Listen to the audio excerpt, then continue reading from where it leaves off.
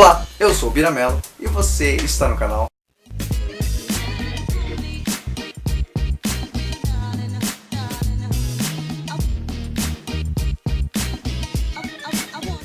E aí, rapaziada, como é que tá? Tudo tranquilo? Belezinha aí? Estamos bem. Tenho falado esses dias um pouquinho sobre o fato de a gente pensa que entra em férias, né? Mas eu descobri que pais não têm férias. Não tem.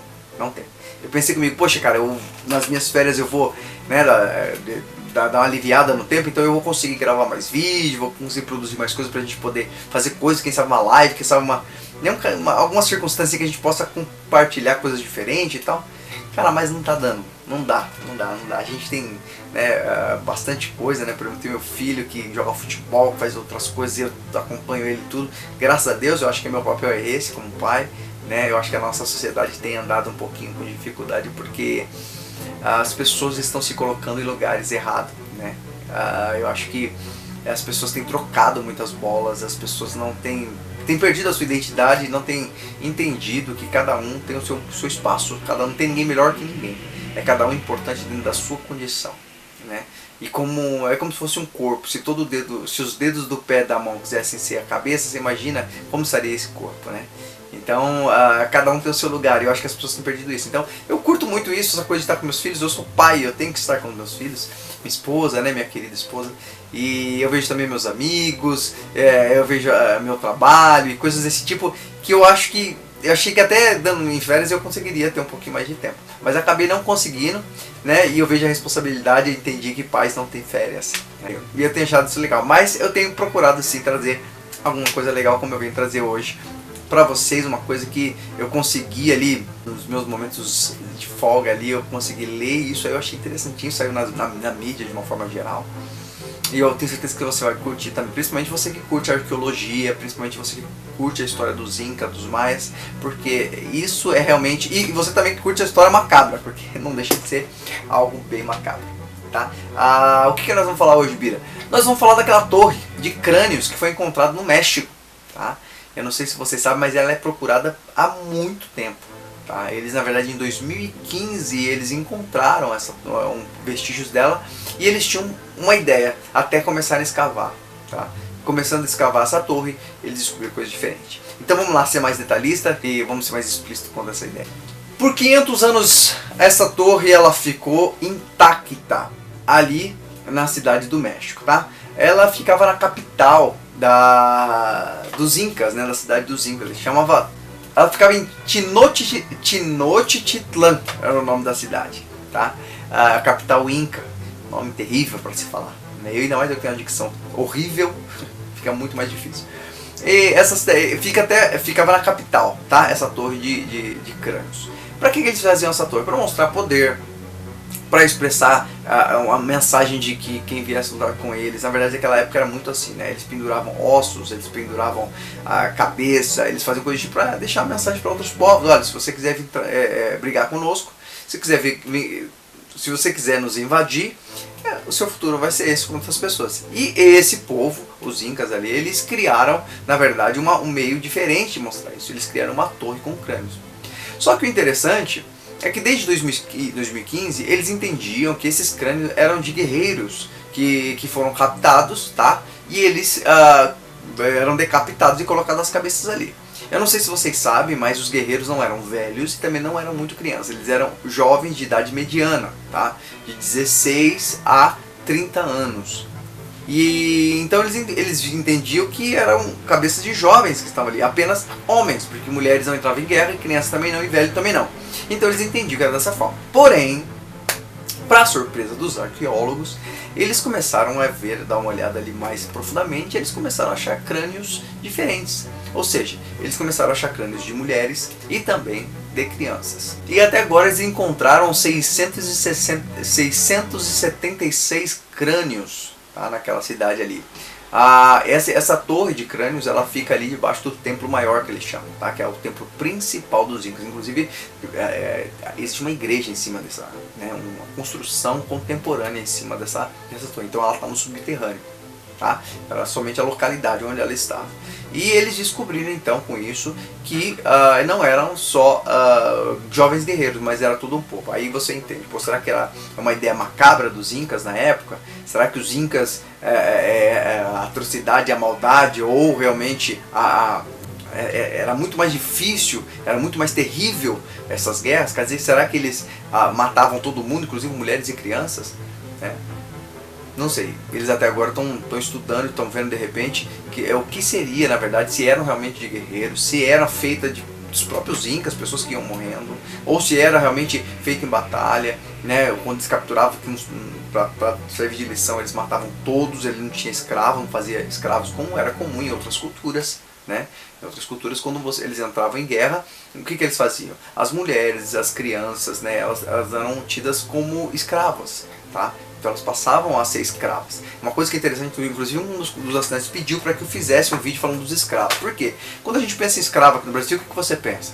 Somente os negros da África que vieram para o Brasil. É ou não é?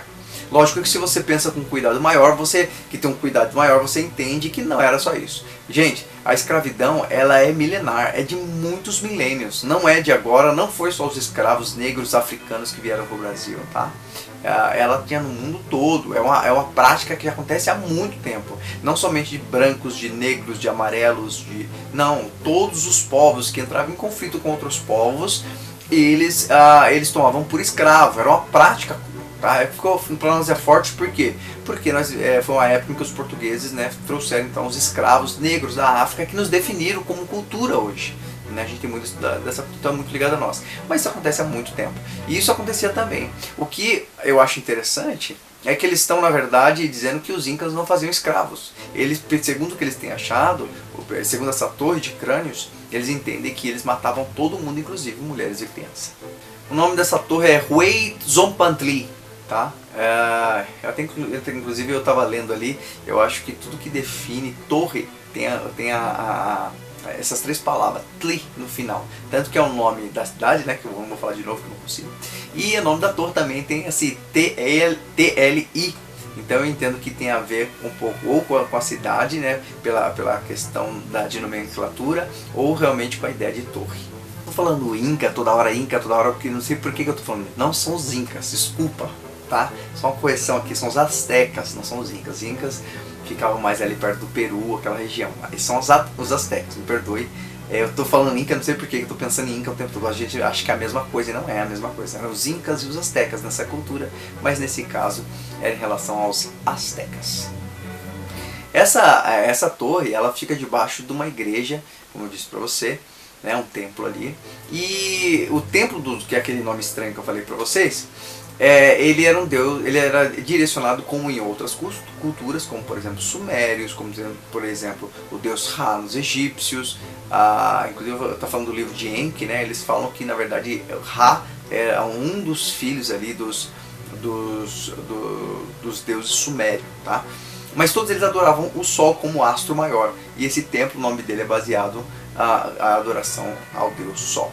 Em 1521, né, um soldado, Andrés, ele acompanhava Hernán Cortés, né, que foi o cara que descobriu ali, né, lutou na guerra com relação ao México, ali no México, e esse soldado que descobriu essa torre de princípio, tá? Esse Andrés, ele descobriu, então foi naquela época que eles começaram com todo esse propósito de escavar e descobrir um pouco mais da história dos astecas.